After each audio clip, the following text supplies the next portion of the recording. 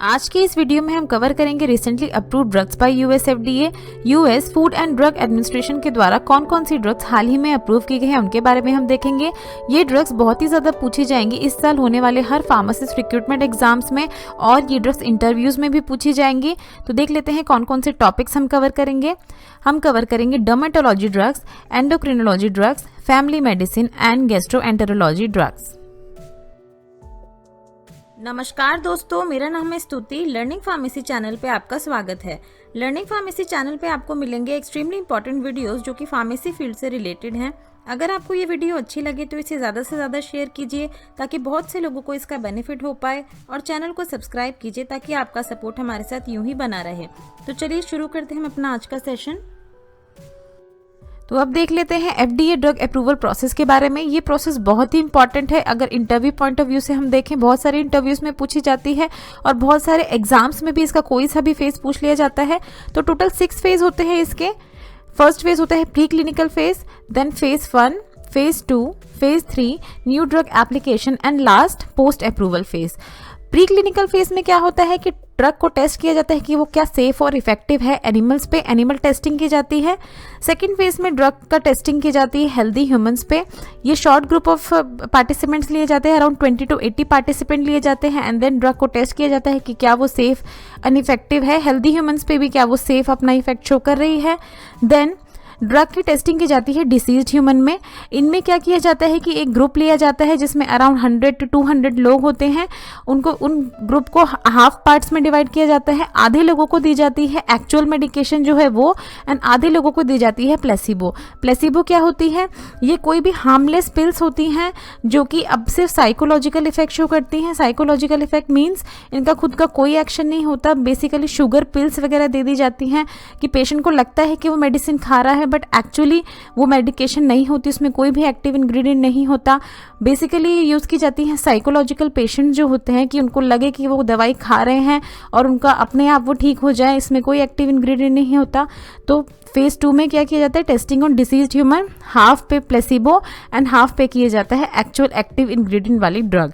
Then phase 3 में same चीज़ की जाती है बट टेस्टिंग की जाती है मच बिगर ग्रुप में। इसमें भी हाफ पार्ट्स में डिवाइड किया जाता है ग्रुप को। ये थाउजेंड्स ऑफ पीपल होते हैं।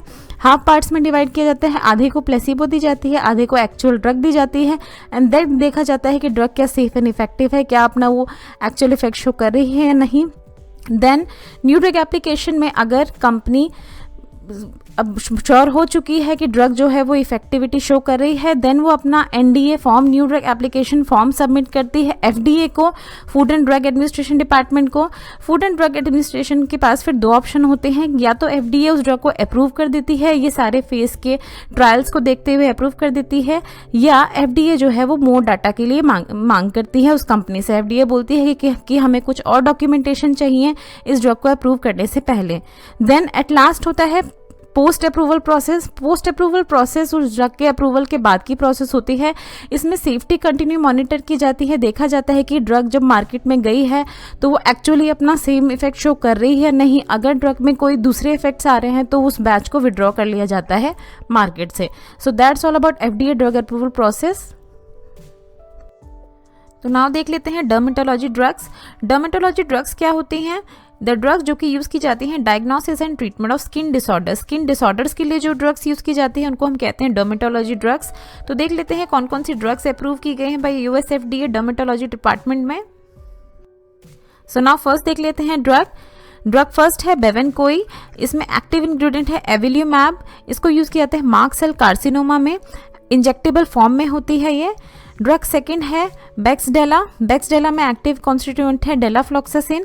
Acute bacterial skin and skin structure infection में यूज़ की जाती है। बेक्सडेला जो है वो टैबलेट फॉर्म में भी आती है और इंजेक्टेबल फॉर्म दोनों में आती है। तो आपको ये फॉर्म्स भी याद रखनी है कि किस किस फॉर्म्स में ये ड्रग्स आती हैं।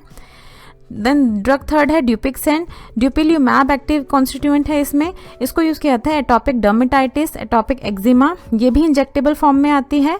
मार्क सेल कार्सिनोमा क्या होता है? मार्क सेल कार्सिनोमा एक स्किन का कैंसर होता है जिसमें इस तरह की सेल्स जो है वो फॉर्म होने लगती हैं स्किन पे, जो कि कैंसरियस फॉर्म में हो जाती है फ्यूचर में।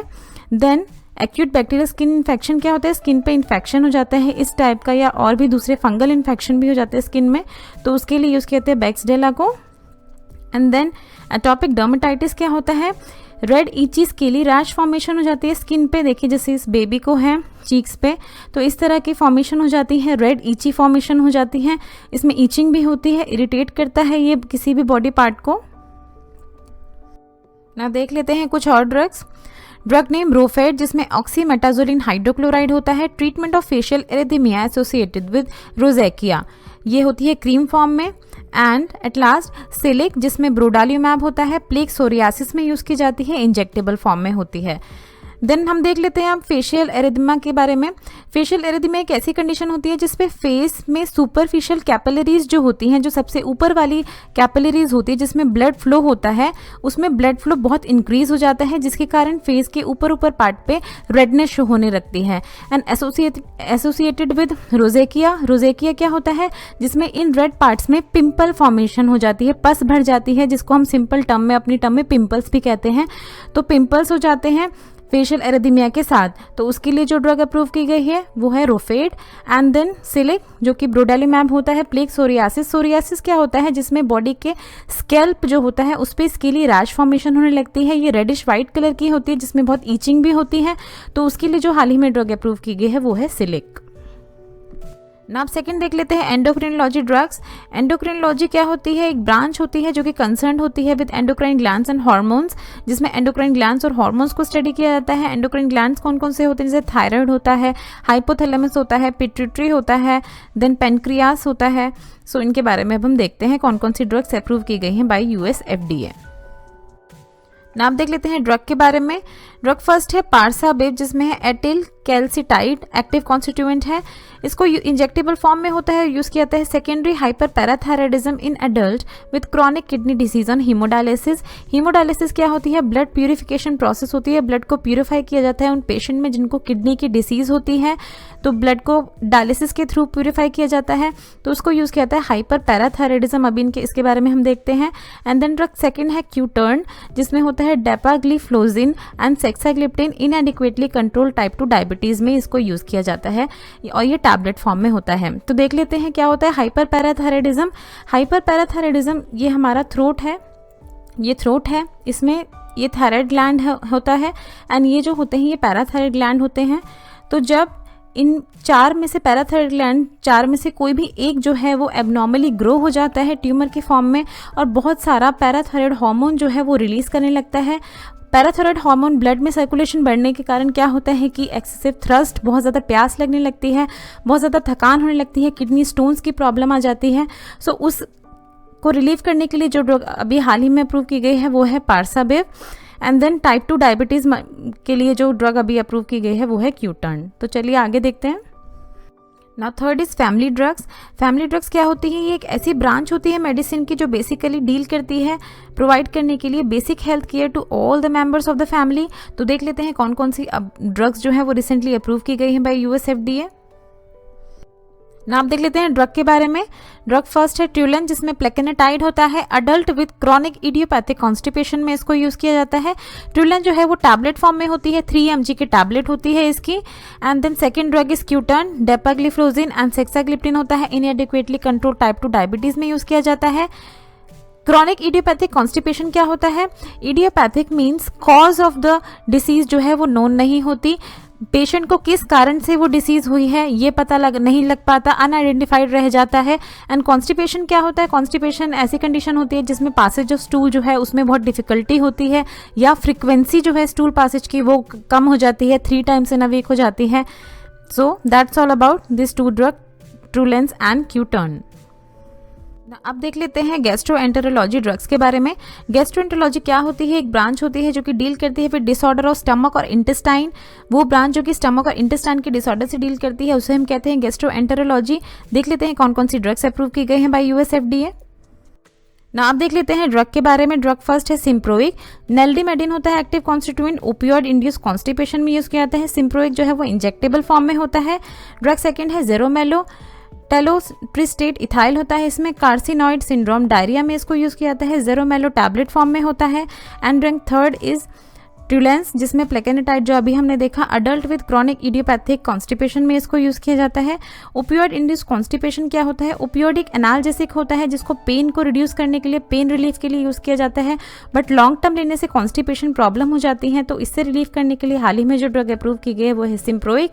जेरोमेलो को अप्रूव किया गया है कार्सिनॉइड सिंड्रोम, डायरिया के लिए। कार्सिनॉइड क्या होता है? कैंसेरियस फॉर्म होती है जिसमें इंटेस्टाइन के अलग अलग पार्ट में ट्यूमर फॉर्मेशन हो जाती है। पहले एक ही पार्ट में होती है, देन ब्लड फ्लो के थ्रू ये अलग अलग पार्ट में हो जाते हैं इंटेस्टाइन के, जिसके कारण डायरिया हो जाता है। डायरिया क्या होता है? स्टूल फॉर्मेशन बढ़ जाती है, वाटरी स्टूल होने लगते हैं, तो उससे रिलीफ के लिए जो ड्रग अभी अप्रूव किया गया है वो है जेरोमेलो। एंड ट्रूलेंस के बारे में अभी हम देख ही चुके हैं, क्रॉनिक इडियोपैथिक कॉन्स्टिपेशन के लिए अप्रूव की गई है।